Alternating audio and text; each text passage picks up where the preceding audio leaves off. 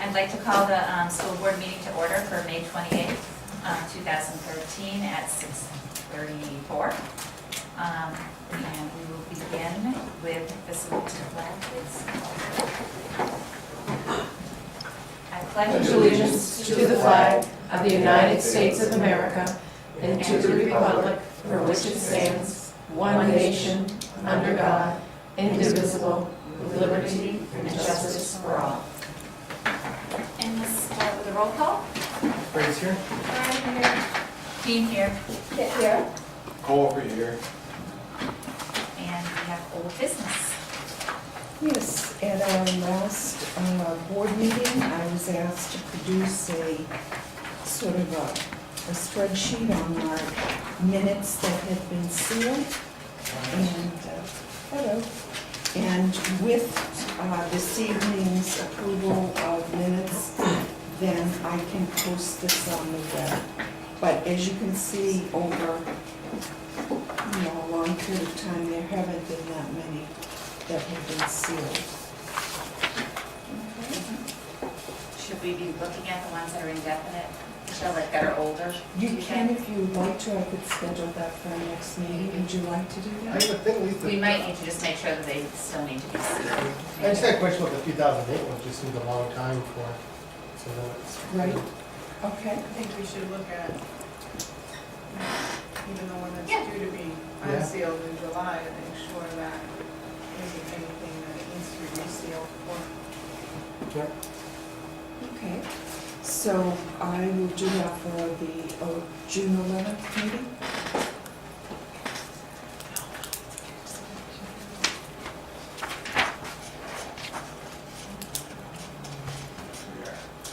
We were also asked to produce a distribution of the deliberative session funds, and that information was included in your packet. Do you need me to review it, or that makes sense to everyone?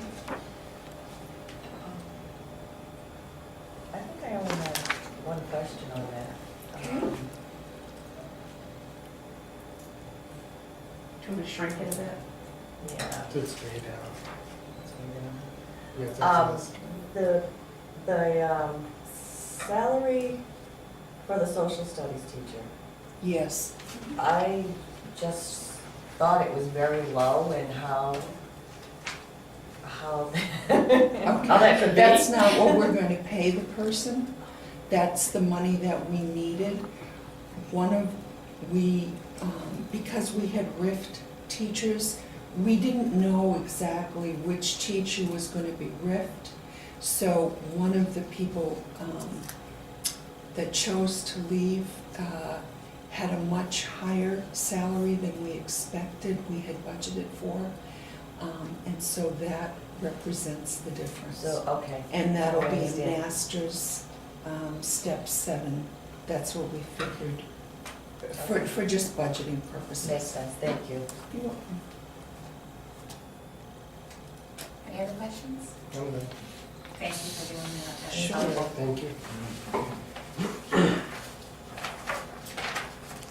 And now we have do we need any agenda revisions? Yes, please. Mr. Fraze and I would like to talk about the Lego Club, if we could add that. Or do we want to put that in calendar? Under my superintendent's report, that would be fine. And we also have a resignation letter to be discussed in non-public. Okay. And if possible, Madam Chairman, could we move Debbie Clayton's presentation to before approval of minutes, just because I she's... thought that'd be nice not to bore her with that. Well, she's come a long way. you. That's fine. So I guess we'll jump right into that then. Okay, thank you, everyone. I'm Debbie Clayton. I am your benefits coordinator from Health Trust. We're the organization that provides your employee benefits here at the school district, including your Anthem Blue Cross Blue Shield medical benefits. We at Health Trust are a non-for-profit public sector risk pool. We only provide employee benefits to New Hampshire cities, towns, schools, counties, and some quasi-governmental units as well, such as charter schools. Those are kind of the newest quasi-governmental units that we provide coverage for. And what I've been asked to do this evening is to present to you our Luminos benefit, which is Anthem Blue Cross Blue Shield's health savings account qualified high deductible health plan. Separate from the folder that I have handed to all of you, I have also included a rate sheet that includes the single, two-person, and family monthly rates for the benefit that I will speak of, and these rates would take effect on July 1st of 2013. If you open your folder of information, everything on the left-hand side are the added benefits that our enrollees enjoy because they are a participant of Health Trust, including Anthem Blue Cross Blue Shield's 360 programs, our Life Resources Employee Assistance Program, our Slice of Life wellness benefits, and then the large brochure in the back just outlines all of our partnerships. We partner with Anthem Blue Cross Blue Shield for our medical benefits. We partner with CVS Caremark for our pharmaceutical needs. We partner with Northeast Delta Dental for our dental benefits, etc. And all of our partners are listed in here with their contact information. Moving to the right-hand side, this is where I'm going to spend the beginning most of my time in highlighting and explaining to you the Luminos High Deductible Health Plan. Luminos High Deductible Health Plan, in the eyes of the IRS, this is a health savings account qualified high deductible health plan. It is almost a two-component type medical plan because what I'm going to start by explaining to you is the high deductible component only that you or the individual would get through Anthem Blue Cross Blue Shield. It is different from your current Blue Choice and Matthew Thornton managed care offerings that are available here at the district in the fact that there's no primary care provider to select. Individuals go wherever they want, whenever they want. There are no referrals to obtain. There is, however, a network of participating providers with the Luminos plan. The network is, however, nationwide and larger than that of Blue Choice, Matthew Thornton, as well as the J benefit that is also still available here at the district. Every item of medically necessary care is going to be subject under this plan to a calendar year deductible of $2,500 if it's a single person plan, or a $5,000 calendar year deductible if it's a two-person or family plan. That includes everything, including prescription drug purchases.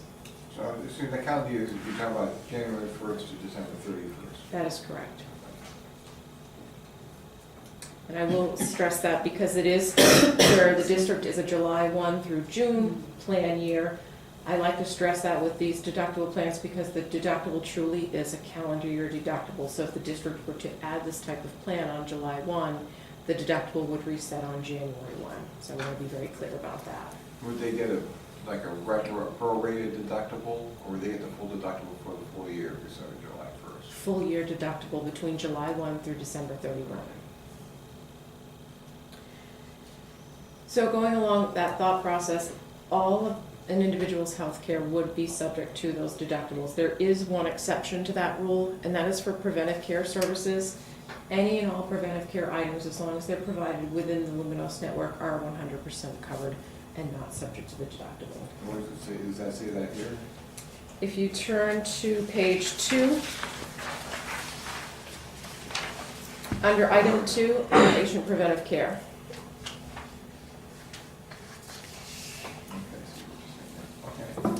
So in a calendar year, as long as an individual is continuing to see a participating provider for all of their healthcare needs, once they hit those calendar year deductibles of either $2,500 or $5,000, depending on what plan type they are on, that's also your out-of-pocket maximum if you're seeing participating Luminos providers. If an individual happens to see a non-participating provider, after the deductible is met, there's a cost sharing of 70-30. The individual will pay 30%, the plan will pay 70% until they hit an out-of-pocket maximum of a total of $5,000 if it's a single person plan, or $10,000 if it's a two-person or family plan. And where does it say that? That's on the front page. You see standard deductible, Then you see standard co-insurance broken out by network benefits and out-of-network benefits, All right. and then your co-insurance maximum. Okay.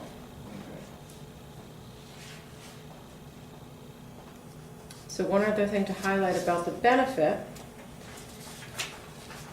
is on page 3, under item 3, outpatient physical rehabilitation services. You'll see that for physical, speech, and occupational therapy, there is a combined maximum of 60 visits per person per calendar year. And that's the same as your Matthew Thornton plan that is available here now at the district. And that includes, that's them together, right? That's not like so many visits for chemotherapy, so many visits for fusion therapy, so many visits. No, That's all those, you get 60 of all those combined? physical therapy, occupational therapy, and speech therapy, those 3 types of therapies. All right. So someone could have 10 of one and 50 of another, or Right. whatever combination of So it's a therapies. combination of 60 of the combination of. Those these 3 that- types of therapy, right? Any combination would suffice up to the maximum. All right. So that is as simple as the core medical plan itself is to explain. But if we move to the IRS publication that I provided to all of you, this is where we would want to learn, well, what would be the benefits of offering this type of plan design? Because I think it's pretty clear those are significant deductibles to pay from going to a straight managed care office visit co-payment, prescription drug co-payment, usage of your medical plan to a high deductible. The IRS says that the deductibles have to be a certain level. They also say that you can't have separate prescription drug benefits in truly having a health savings account qualified high deductible health plan. The $2,500 deductible plan that I just explained to you is one of only 2 that we have available. What it allows you to do, what the IRS would allow you to do, is either you as an employer or in combination with the employee that chose to enroll in this type of plan, is to put aside money on a pre-tax basis into a health savings account for the individual to help them pay those deductibles. And currently, the IRS is indicating what an individual can put into their health savings account in any one calendar year. But at the end of a calendar year, whatever is left in there can roll over indefinitely with no capping. They haven't set a cap or a threshold at that point. The individual could set it up at their local bank. It operates very similar to any other type of savings account, meaning there's flexibility with interest earnings, which still would be tax-free. They would have the ability to use the money in their health savings account to offset their deductible, or choose not to and have it roll over. I could now, but the school could also, let's say deductibles, the school, we could pay, we could agree to pay like 12, 15 to that account on behalf of the individual. That's correct. All right. The employee and the employer can put aside money into the health savings account. I'm trying to find the maximums for us to reference, because currently for 2013, the IRS says that you are able to put no more than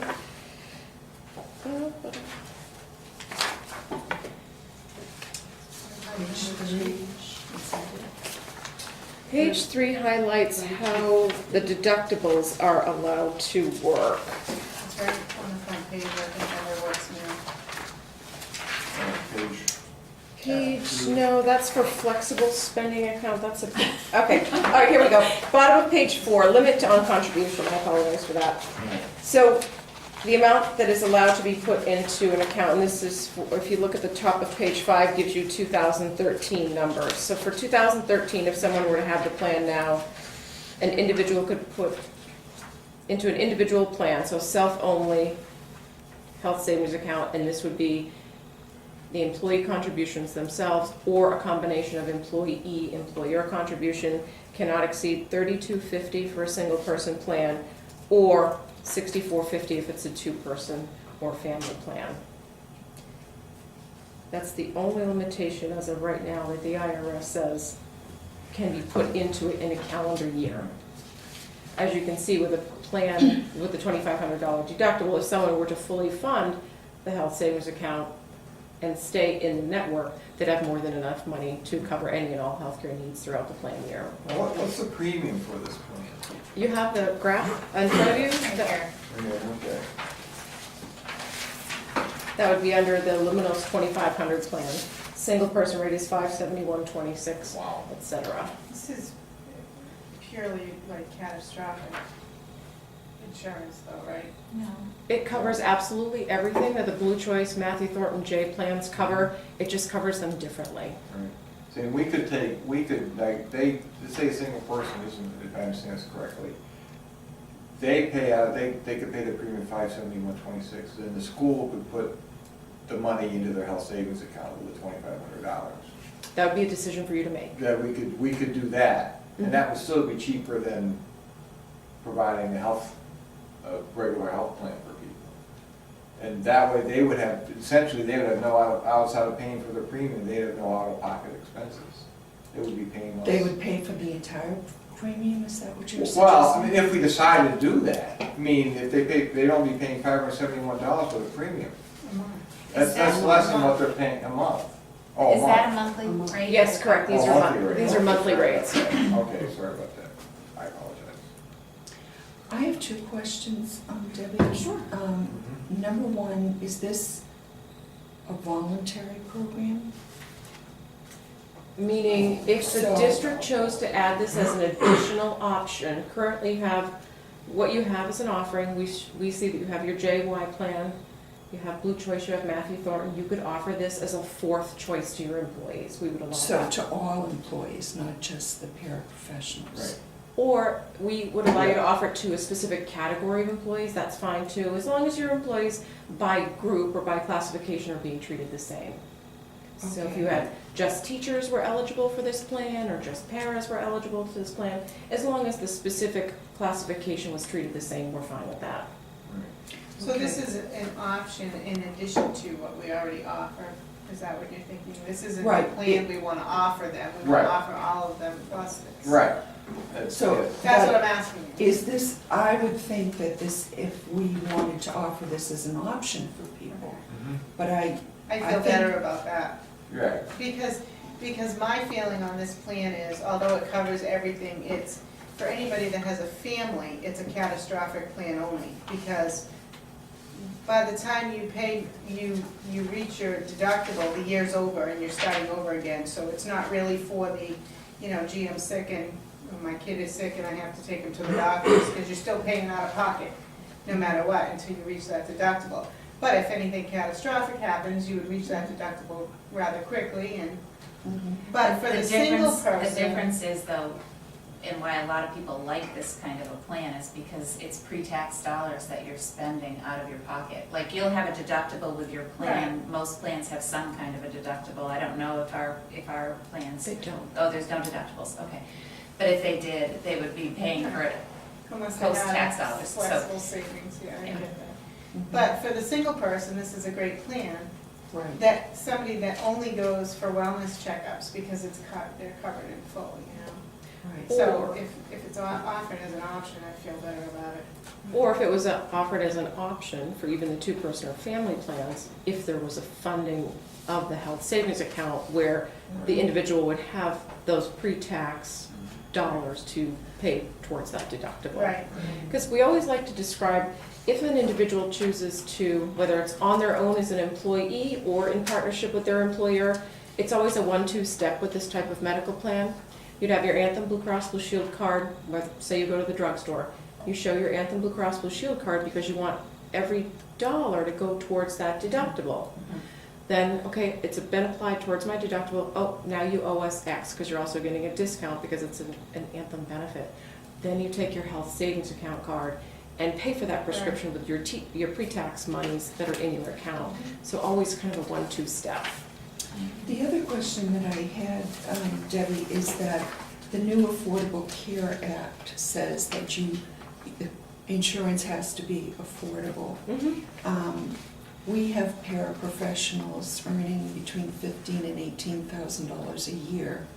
So a plan that requires, you know, almost a $600 a month deductible, whether it's paid, I guess a lot would depend on how much the district wanted to pay versus the employee. But even, we had predetermined, was it 17.5% the employee would have to pick up? So I'm just doing this on top of my head, and I'm not, is that gonna meet the affordable care requirements? Well, it's my understanding, well, first, point number one is we've definitely determined that these meet the minimum value calculation for coverage, and that's without the district contributing any monies to the deductible whatsoever. So then we transition to the premium, the single two-person and family cost of the medical plan. That again is where the district would, like you said, determine who pays what at what percentage. We really have no way of knowing whether or not these plans are truly considered affordable to any one individual until in fact they were to possibly go to the exchange, purchase a medical plan, receive a subsidy, because we don't have any way of knowing what our employee's spouse may make for salary, which through that exchange process, that is then known. We are unfortunately not going to be made aware of it. We were told, though, that you should base your affordability requirement on the employee's salary as the best guesstimate that you have. Yeah. Because I'm just thinking of if it's, say you're a family coverage and you have a sick family member, you would have to spend upwards of $5,000 for the standard deduction.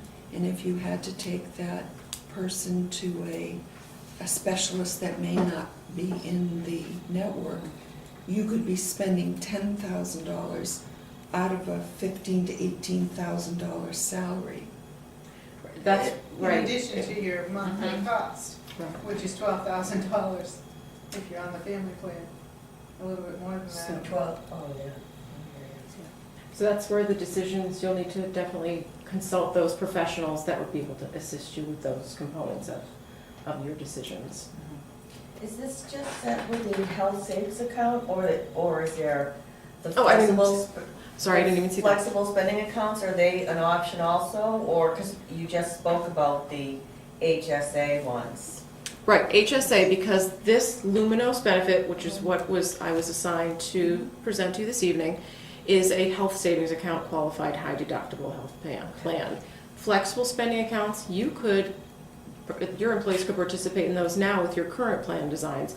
The IRS doesn't indicate for either FSA or HRA what type of medical plan an individual needs to be enrolled in to be eligible for those benefits. Does it work in the same fashion of, I know with the flexible savings account, whatever you elect to have put in from your pay, they deposit that at the beginning of the year, then you use that monies. Does the health savings account work in that fashion also? Health savings account would work in a fashion where the district would be able to choose if the district wanted to deposit a certain amount of money on July 1, a certain money on January 1, by month, by pay period. The employee then too could decide if and how to deposit monies in it as well. So it's not that it's flexible or whatever, it's the employee, it's the employer that actually offers the different options. For these three up here, you mean? Yeah. Right. Okay. The other thing to note too, a flexible spending account, right, it has, on the bottom, has the use it or lose it provision, so your election as an employee. We generally don't find that employers put money into employees' flexible spending accounts, but it is definitely common with a health savings account, some sort of partnership on both sides, and it doesn't have the use it or lose it provision. It can roll over indefinitely year after year after year with the thought that if an employee is a good consumer, or sometimes it's you just had pure good luck, you can get quite a balance of money on a pre-tax basis to use for other types of healthcare needs in the future, post-retirement. If an employee leaves the position or is terminated, what happens to that money? Do they receive it all? That's another good point. The minute the district chooses to put monies into a health savings account for an employee, it's gone. The district has no opportunity to recoup funds in a health savings account. And those are IRS rules. If an employee leaves by their own or is terminated, that health savings account still belongs to them. Whether they went to another employer and had a high deductible health plan, they could use it the same way they were using it here. If they didn't, they could use it similarly to a flexible spending account. They could use it for co-pays, deductibles, eyeglasses, dental work, things of that nature. So it wouldn't be for naught if they had a balance and they left. I know you didn't come to talk about the FSA. What's the fee? Do you know what the fee is for the FSA and whether the employee pays it or the employer pays it? The fee for the FSA, I do not have Okay, off the top of my head. I don't know if Lori, do you have that by any chance? I do have actually a bunch of documents from benefit strategies. Oh, but okay. I think it's anywhere between $4 and $7 per account. Yeah, and ours is very, Manage it. ours is And I similar. can We get do it. that for you. Yeah, I pay $1.66, $3 and 32 cents a month. We are, because we at Health Trust also do flexible spending Right. accounts. We don't have renewal or setup fees. We just have a flat fee per participant per month, and it would be paid for by the district, not by the employee. Oh, okay. I believe it's, don't quote me, but I believe it's $4.50 per month per Right. participant, but if the individual themselves want to purchase the Benny card feature, where they could have a Visa card for their purchases, that's an $18 fee per year, and that would come out of the employee's account. All right. How do you keep this all straight in your head? Many years. But, I mean, the advantage of FSA is we have employees who get a bonus for not taking insurance. And that'd be a good place- Buyout? Mhm. Yeah, it'd be a good place for them to put that money is into an FSA. Well, an FSA, remember, is use it or lose it, so maybe not. Well, it's not that much. Oh, okay. So, but I mean, if they put it in an FSA, they could use it for their, That would be a district decision, an employee decision. right. Anyway, so getting back to the health savings account, so I looked at the two-person plan, that comes out to $13,710.24 a year. That they would, so we'd have to take a look at that, see if we have any savings for us. And then, and with the teachers, we'd have to pay the same percentage that we pay now on their premiums. And the question would be for us as to whether the savings would be enough for us to put money towards deductible or not. And I can see this plan is good for younger people, you know, who don't expect to have a lot of health expenses, so they can roll the money over and save it. It really, we have probably 15 or so member groups that make this a benefit option. We only have one group that made it a total replacement, meaning every employee had the option. Not an option, it was their benefit. All right. But that employer decided to do a 90-10 share on the contribution and then fully fund in year one. 75% fund year two, 50% fund year three to help get the employees set up. So there are all sorts of very creative funding structures out there that we've seen between the single two-person and family monthly rates, as well as funding of the deductible through a health savings account, as well as, especially in a group like yours, my group that was a total replacement was a July anniversary. So they decided to deposit some monies on July 1 and then some monies on January 1 to help those folks that maybe did hit that max by December 31. Their deductible was going to reset. They would still have monies as of January 1. So there's been a lot of creative things that we've seen in the past few years. So, I mean, could we, if we decided to offer this as as an option, could we talk with you about some of the ways funding? What we would probably do is refer you to, Anthem does partner with Mellon Bank for health savings accounts. We currently know from all of our other members, they chose not to partner with Mellon Bank. They were able to get more favorable rates for their employees at banks that people already participated, people already partner with. I know, for example, the town of Londonderry, they were able to partner with Citizens Bank, they already had a relationship with them, the fees were minimal. So you would probably want to go that avenue and talk to them, fees, et cetera. And then funding strategies, I can just share with you what we have been able to obtain as examples from our other members, absolutely. That'd be good. 'Cause I mean, where these have been presented, they've been popular. I mean, Forbes magazine has a health savings account. Majority of the people have the health savings account. Indiana offered a health savings account as a way to cover the uninsured. And it was very, very popular until the Affordable Care Act. I think they had to rescind it, but it was very, very popular because they were able to, so it's, people like it who have it, and our biggest thing would be to figure out how we fund it if we were to offer it as part of our package.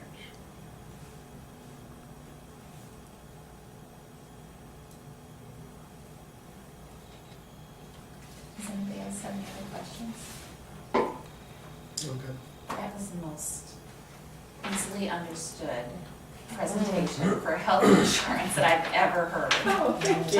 That's very nice, thank you. And I know a company who could use you. I think I'm going to stay put. Yeah. That's very flattering. In college, I majored rather in accounting, so I love the numbers component of what I get to do. So I like getting to talk about these things. Well, thank you very much. Thank you. You're very welcome. Thank you. Thank you for having me. Yeah. And we'll be in touch, I'm sure. Sounds good. Thank you. Thanks. Have a good night. Thank you. Drive safe. you can stay for the rest if you want. I'm flattered, but I think I'll pass. Probably get that offer along.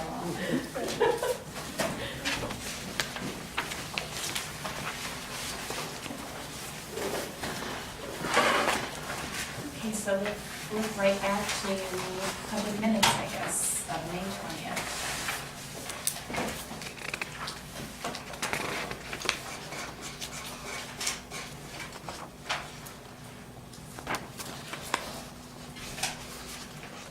Does anybody have any corrections, changes? Okay, I don't think so. I'm looking.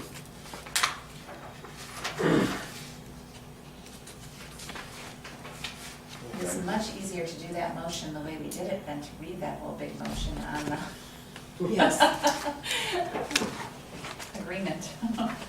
Oh, and I meant to tell you, last meeting, Bridget Connolly was here.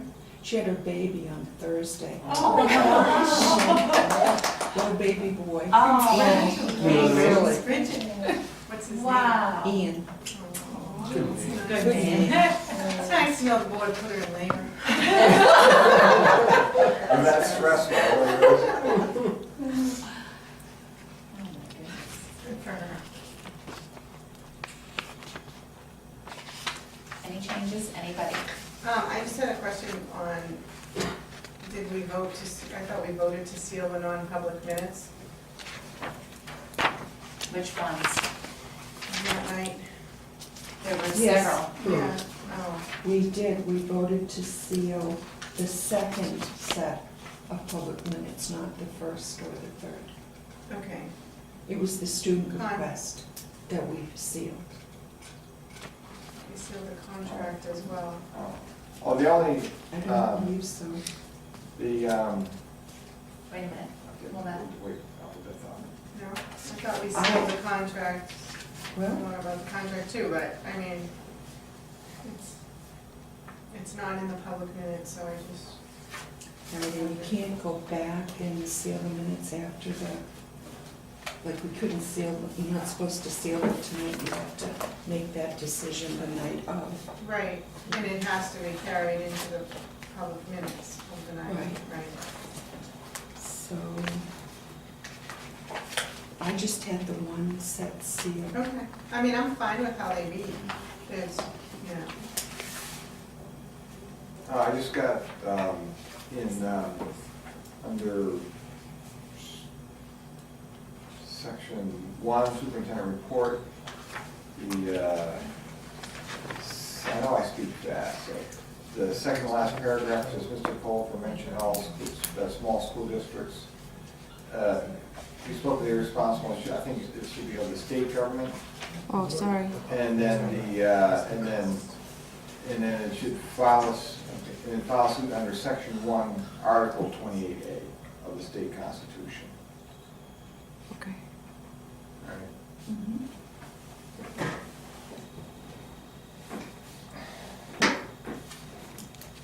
Anything else? So we sealed one of them, so does that get carried into the public minutes? It should be in there, right? That we voted to seal. I didn't see it, maybe I missed it. Oh, never mind, it's in there, I see it. I missed it, never mind, forget what I said, it's okay. Anything else? Do I have a motion to accept as amended? So moved. Second. Any other discussion? All those in favor? Aye. Okay, we're going to go to the non-public minutes of May 20th, which we'll do in non-public. Is that correct? Yes. Okay. No, I'm sorry. The ones that were not sealed, Okay, you can do okay. public session. Do anybody have any changes to the non-public minutes of May 20th, session 1? Pages on it. 40? I think it's not public. Oh, I mean 10, not 40. I was gonna say 40. Yeah. that's- Sorry. Yeah, it looks like 40. I didn't. I think I have one, let me just look. That's for May 20th? Yes. Well, they're all for May 20th, Andy, but this one is personnel. It says it on the top left. Yeah, personal yes, personnel. Okay, good. Does that get put in the public record of who resigned? I don't remember seeing it in there. Or was it there and I just missed it? What it read, what the public minutes read that we accepted the resignations of staff and it named a few things that we had done in this non-public session, No. but it wasn't specific with the person's name, no. No. I don't have any issues with these. I don't have anything. Motion to accept the non-public minutes from session 1, regarding personnel as presented. Second. Any discussion? All those in favor? Aye. Okay, and the non-public minutes of May 20th, session 3, which was the standardization policy. Motion to accept non-public minutes from session 3 as presented. Second. Any discussion? All those in favor? Aye. Okay. Special presentation we did, board superintendent communications and relations. Ida and I both received an email from Heidi Carlson. Basically, Comcast has decided to stop rebroadcasting our scintillating meetings. So, The ratings just weren't there.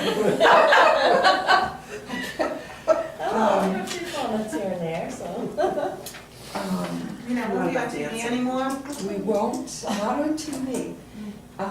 So presently, the town is trying to purchase equipment so that they can provide their own live and tape options, but they won't be ready by June 1st, and so I guess we do have a YouTube account, thanks to Mr. Fraze, and I'm assuming that we'll just use that for now, until we can come up with another viable option. Okay. Yeah.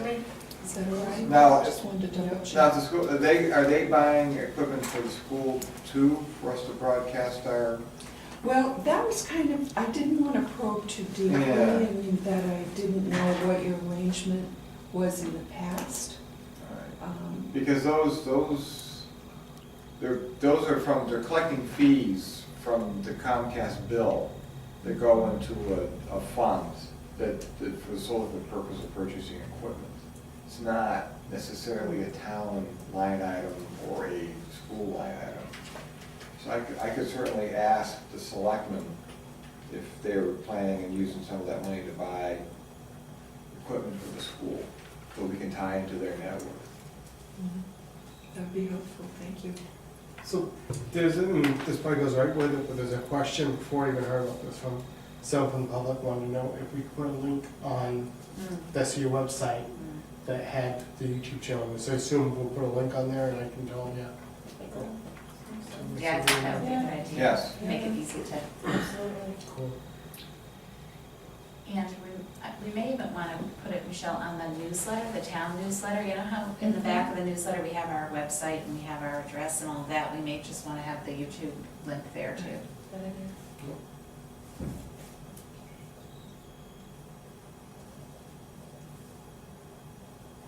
It's actually much more convenient for people, the YouTube channel, because they can watch it anytime they want. It doesn't roll. Right. So they can watch it, they can pause it, they can, It was rewatch it as they can many times edit as it, they want. they can make it into a Screenshot. personal movie. You know, They can make comments. Get the popcorn, you know. Photoshop. I know. So, Yeah. I think that's great. Thanks for doing that, Greg, because that was a lot of, I know that's time for you too when you're putting No, those so- tapes on. So I've stopped going back in history. I've gotten up to the last, what do they call it, the town session.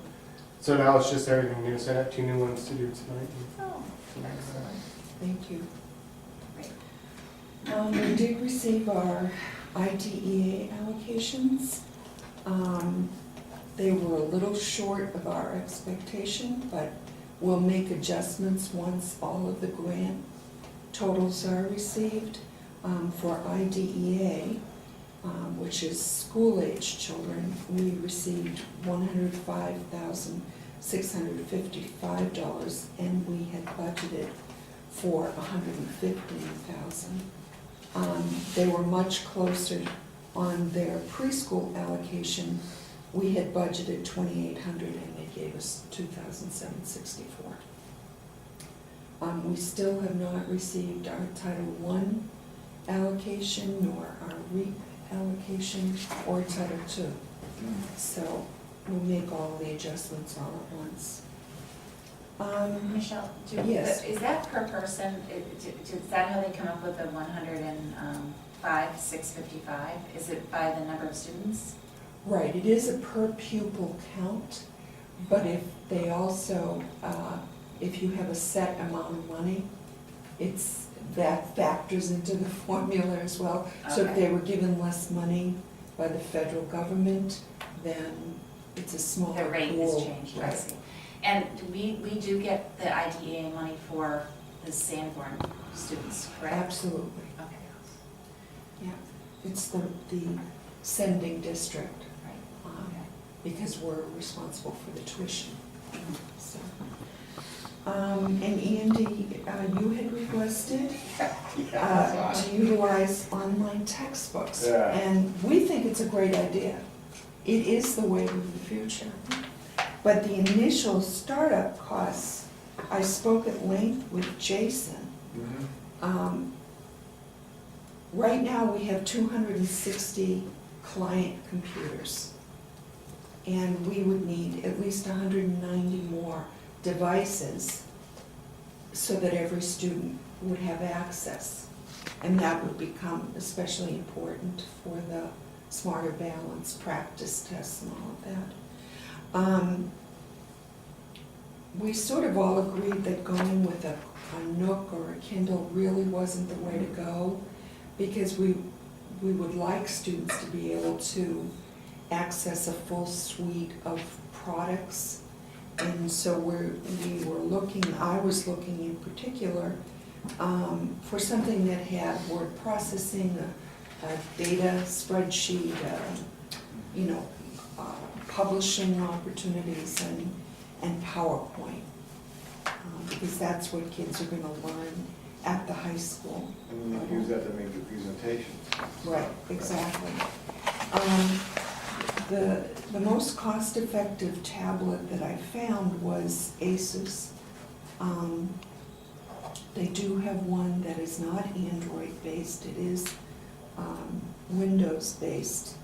And so it has a 10-inch screen, and it also has the cost of the Windows operating system and the full suite incorporated into the price, so you don't have to then go out and buy. But that was $449 a tablet. So if we price that out for 190 students, that's $85,310. Jason said we would need 10 carts, one cart for each of the 10 classrooms that are affected. We need a managed wireless solution because we'd be approaching 500 computers. And then there is a fee for every textbook that you download. Right. And the average that I found was about $39 a textbook. So that would, Is that cheaper than the hardbound textbooks? yes, slightly cheaper it is. But the advantage is that it would be updated. Right, would there be an update fee with these, do you know? Yes, Okay. there is an update So fee. we would have to be buying a whole new textbook Right, every right, 3 or 4 years. correct. So just a step in the door is $120,000, $810,000. So I agree that it's a wonderful idea and that it's probably the direction everyone is gonna go in. I just don't know how we would fund it right now, or even with next year's budget, or, We would probably have to set up a capital reserve fund. I mean, if the school board decided to go this direction and put so much a year, if the voters agree to put so much a year into it.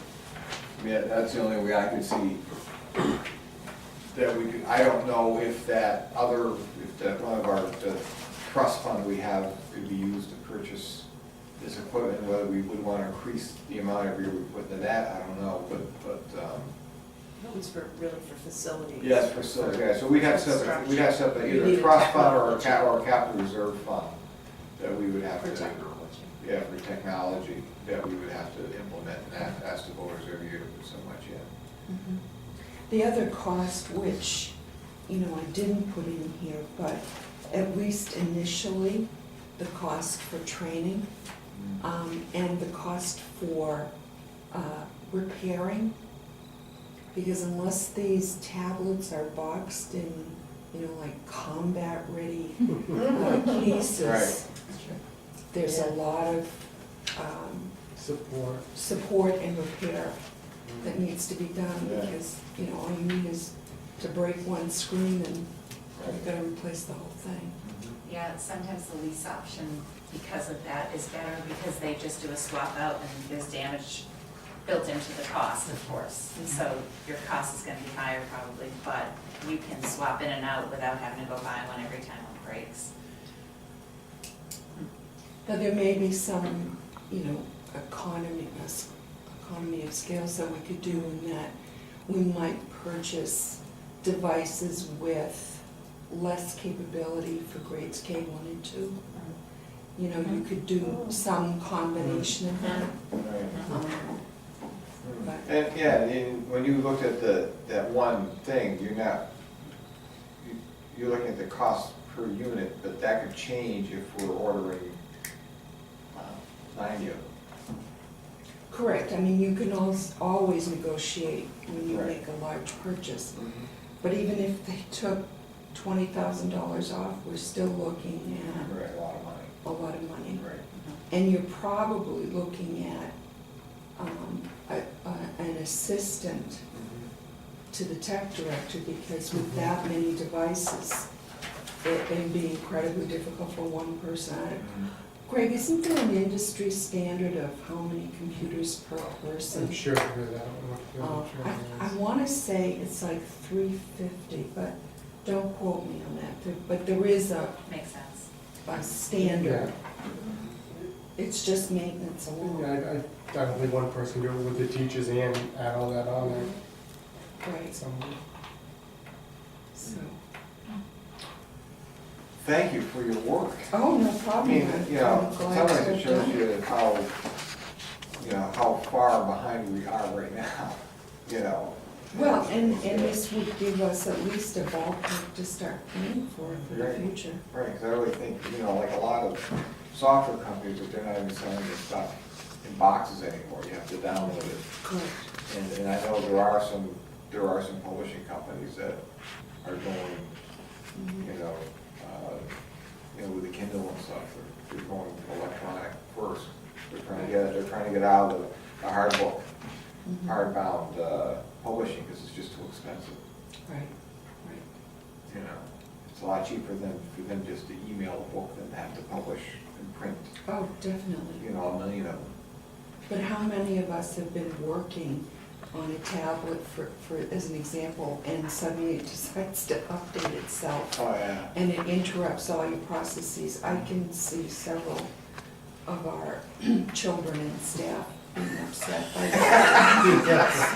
Hence the broken screens. I don't know that they go quite that far. They might get a little upset. Well, thank you, that certainly gives us something to think about.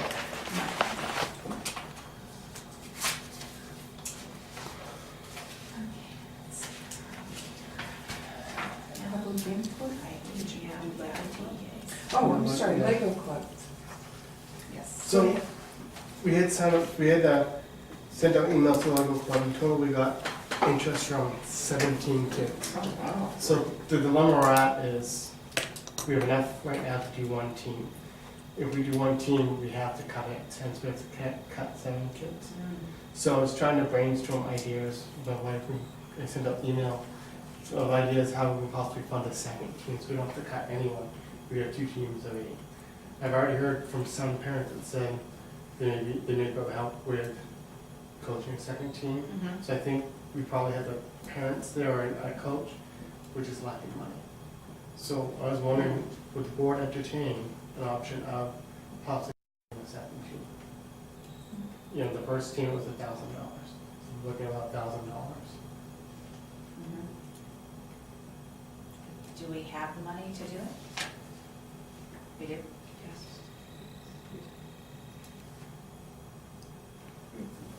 Do I hear a motion? Now, is this a startup money, or is this gonna be an annual?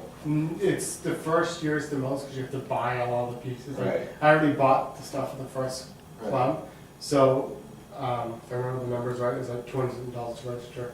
There's $200 for the project kit every year, but then there's a $480 one-time expense.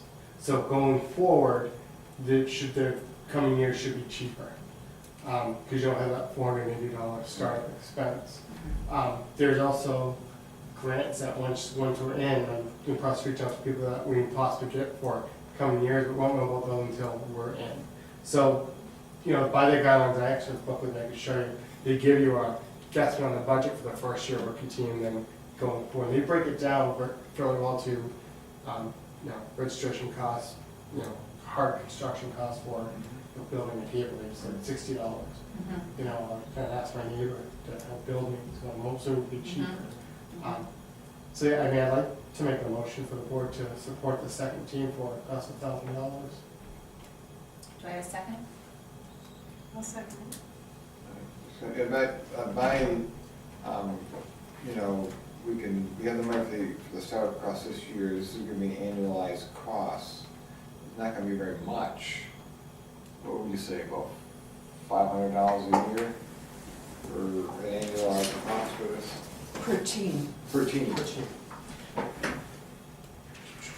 But the first team was funded by sponsors, Right. not by the school, Right. so that it might continue to be done that way. Oh, You okay. never know. Is it something, Michelle, you think is good for the STEM program? I mean, Absolutely. it seems to me it is. I've read a lot about it, and I have a great article in the Smithsonian that was just there that talked all about how it relates to STEM. Correct. And You know, I think one of the things that we may do during this upcoming budget season is really take a look at the extracurricular clubs that we've funded and then didn't use. So there may be ways to fund it in the future.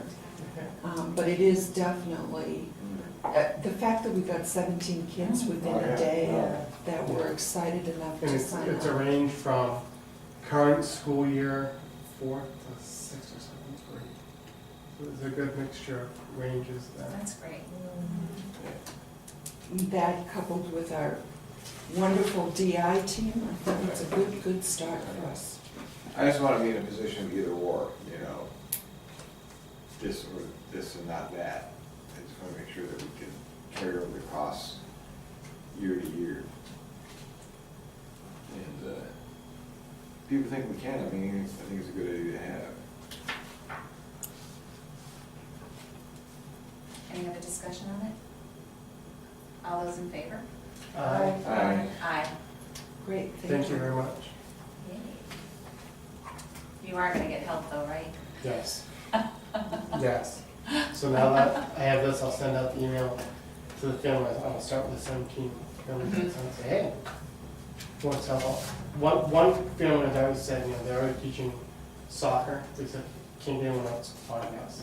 My wife seems like she do what she had to, but we'll find someone. Okay, they would just need to be fingerprinted and, When? So, also at the school would be the hope. I've already asked a question last week.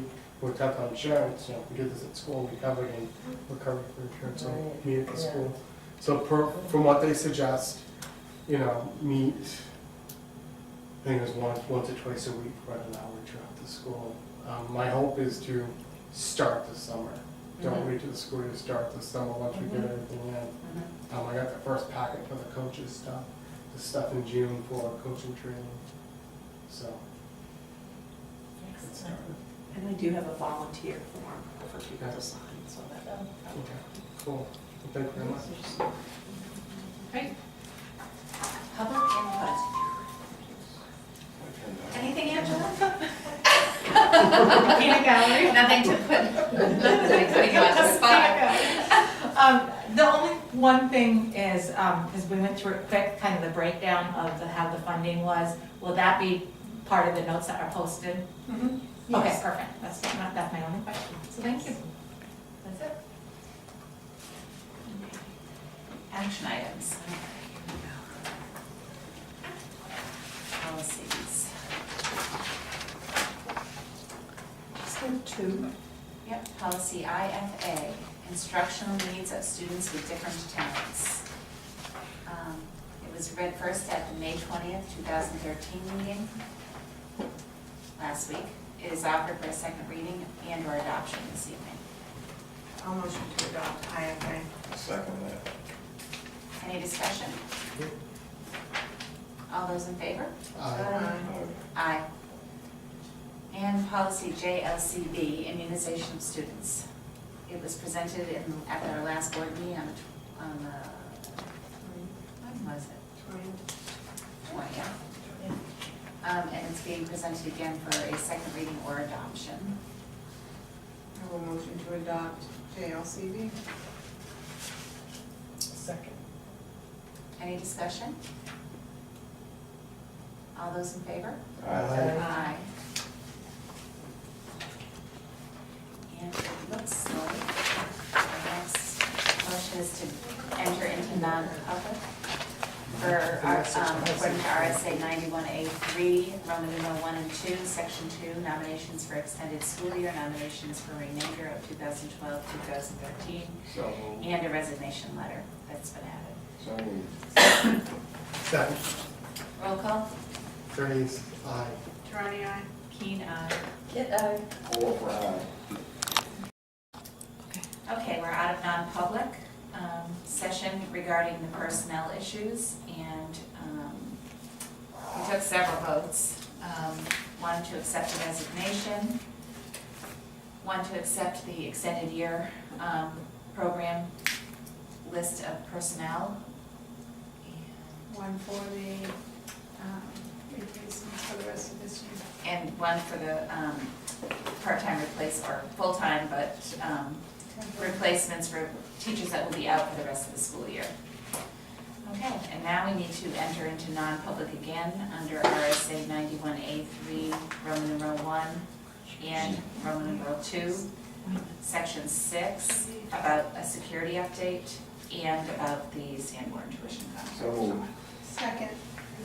Roll call. Raise eye. Try aye. Keen, aye. Kit, aye. All for it. Okay, we're back in public session. And do you want the minutes sealed, or does it matter for the security? I would like them sealed. Okay. Plus we discussed the Sanborn. Sanborn contract, yeah, I Okay, would like so- them sealed. Do I have a motion? Motion to seal the minutes To, for a year. yeah, For a year?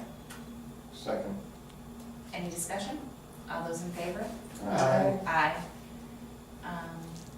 And we'll go to future and follow agenda items. Is there anything that we have in place? Anything we need to cover? Other than what Michelle already brought up for us? Oh, we will in June have the cost of meals Oh, and okay. cafe services. Okay. Along with the budget. Their budget, pro forma. Oh, Not our budget. no. I'm like, wow, that's pretty good. I had to ask her what pro forma meant, so she's teasing me.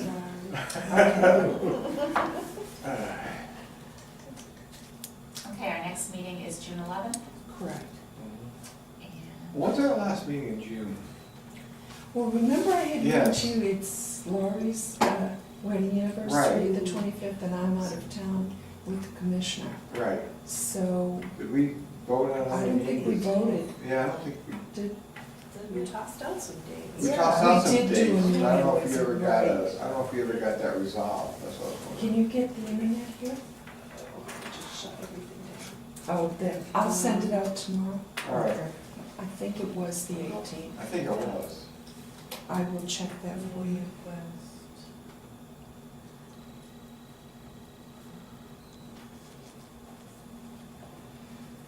all right, I'll entertain a motion to adjourn. Oh, yes, because well, no, I can't adjourn because we have to go to non-public, Oh. right, to finish the, Follow-up, I'd say follow-up business would be to discuss whether we want to offer the HSA to, more employees. we can put that in as a discussion item Right. on our next agenda. Right. Do you want to do that in public or non-public? Because it isn't, it would become, wouldn't it become a negotiations issue, at least for the teachers? I think so. Yeah, if not public. And they did say last year that we can throw in an HSA, we don't even have to put it in the contract. That was This their isn't an word. HSA, this is a whole other health insurance. No, this is an HSA. We can talk about it Yeah, we'll talk at a about it. future meeting in Yeah, non-public. yeah, I want to do that, all Okay. right. And we want to finish tonight, right, you We guys? do, but, Okay. but we started without the public starting, so why do we need the public meeting to continue to go back in? Because didn't we start? Oh, no, we didn't. No, I Yeah. started the meeting and then we went You're to right. non-public. Sorry. So, we're gonna go back into non-public. I don't know if you guys need to stay. I mean, if you Oh. wanna leave me a key, I'll lock it and I'll drop it off first thing tomorrow morning. All right, why don't we do that, so? Just leave it in the box. You know that fun thing on the wall that every Yeah, the time you box. put your key in, it gets stuck? I'll No, just we- bring it back first thing in the morning when you guys are in. So we need to go into non-public to finish the superintendent evaluation under RSA. Could I just get you 91. the key before Thank you. you shut me out? We're on that public, yes. I need to.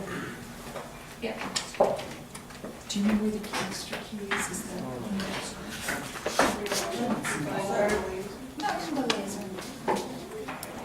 We're just gonna recess for a few minutes. Okay, we're back in public session, but we're gonna be entering into non-public for RSA 91A3, Section 1, Personnel Superintendent Eval. So, I could have a So motion. moved. Second. Roll call. Fraser, aye. Veronica, aye. Keen, aye. Oliver, aye. All right.